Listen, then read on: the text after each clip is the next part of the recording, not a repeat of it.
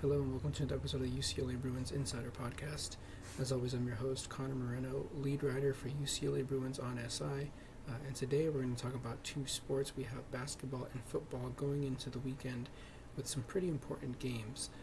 Basketball is going to go ahead and play their second game of the season against Pepperdine, and the football team is going to go ahead and play Nebraska, who just lost their star quarterback for the entire season. So we're going to get into those game previews, kind of talk about the players that we're looking at, players that are going to be of the most importance, and just kind of see what we think about the games and how we think UCLA can go ahead and compete in them. So first of all, let's go ahead and get into basketball. They're trying to bounce back from their season opening win against Eastern Washington, and you're probably thinking, what do you mean bounce back? Well, they won the game. It was 80-74, but they played against Eastern Washington, a team that they were going into the game projected to beat by at least 30 points. And simply, if you watch the game, you can see that the effort kind of wasn't there, kind of wasn't what Mick Cronin would want out of a UCLA team. Offensively, they were struggling just because Eastern Washington was deploying a pretty good and a pretty effective zone. But Eastern Washington coach Dan Monson said that he implemented that zone purely to mitigate Donovan Dent's impact, and you could say it worked, you could say it didn't. I mean, Donovan Dent still had a really good game, but I would say that the zone did a really good job at mitigating the rest of UCLA. So if you wanted to isolate Donovan Dent and kind of make his team beat you, then you did a pretty good job, because Eastern Washington, Big Sky, UCLA, the number 12 team in the nation, they're obviously going to be favored by a lot, but they only won by 6 points. And you can see through the game that Eastern Washington, they were playing gritty defense, and they were playing really good defense, so it pretty much worked. Anyways, UCLA and Mick Cronin, he was very upset after the game, and so UCLA is looking to bounce back. Pepperdine, the latest game that they played was against Life Pacific, part of the GSAC. Never heard of that league before, I'll be honest.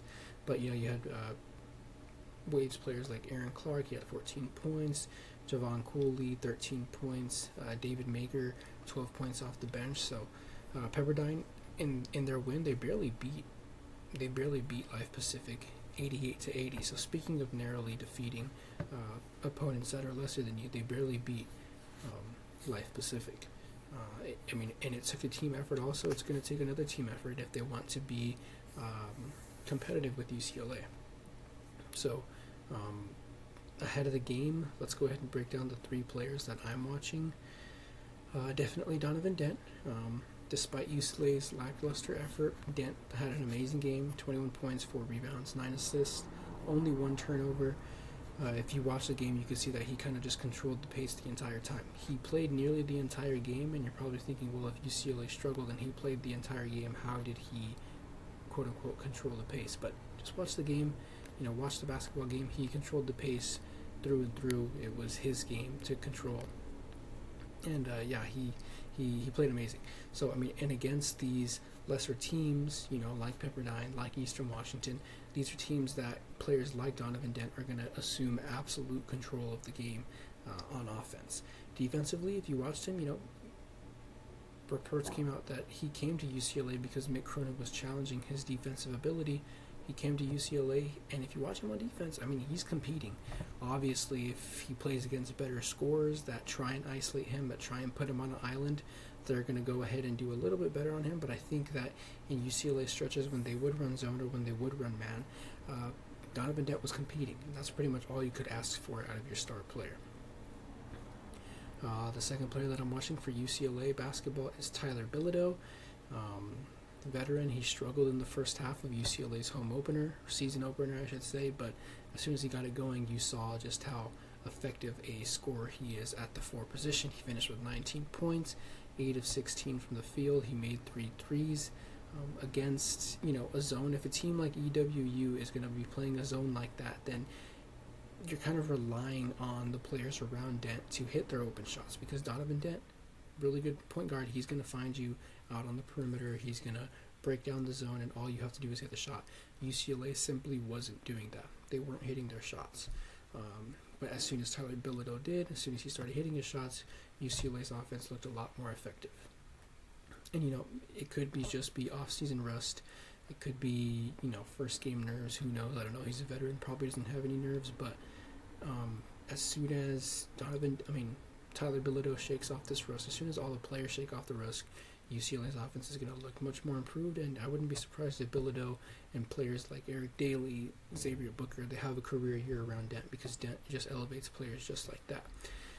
The third and final player that I want to look at is someone that I found very intriguing. He only played a little bit, but Trent Perry, backup point guard. No, he's not a point guard, but a backup guard.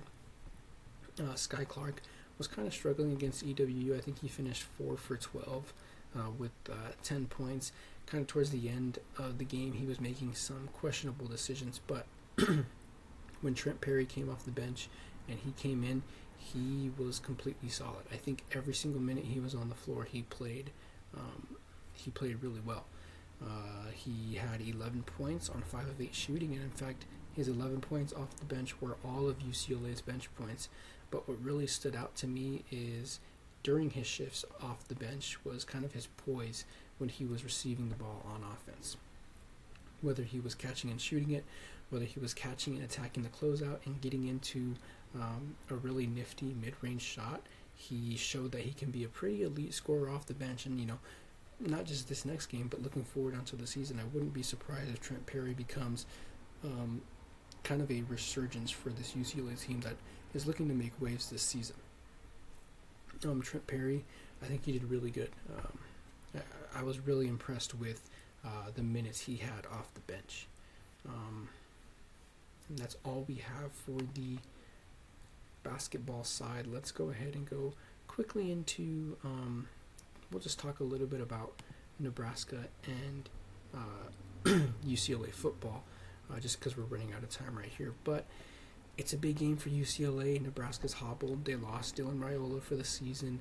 Backup quarterback TJ Lateef is coming in to start his first career start ever. But that doesn't mean that UCLA can just, sit on neutral and hope that they can get through the game.